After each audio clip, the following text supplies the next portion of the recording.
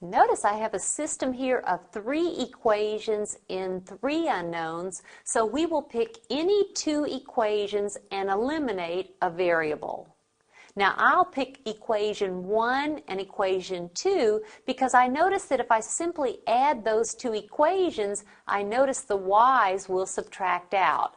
So I'm adding equation 1 and 2. And watch what happens. 2x plus basically 0 is 2x.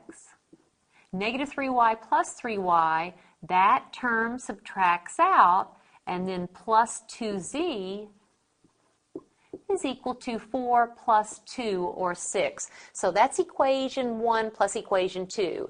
Then normally what we do is we find any other 2 equations and we eliminate the same variable. But looking at these 3 equations, I see that this third equation happens to have no y term in it. So I'll simply write down now equation 3, which is x minus z is equal to negative 5.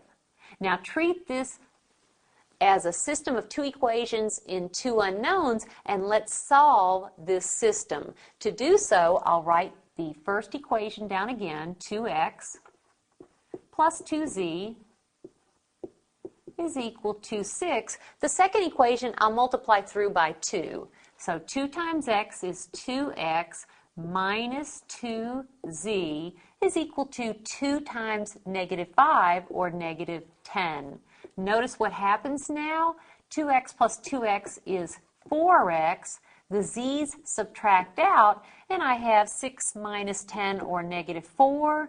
And if I divide both sides by 4, I'll have that x is negative 1. So I have an x value. It looks like we have one ordered triple solution.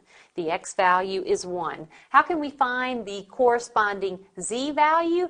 Pick an equation in x's and z's only. I'll go ahead and pick equation 3.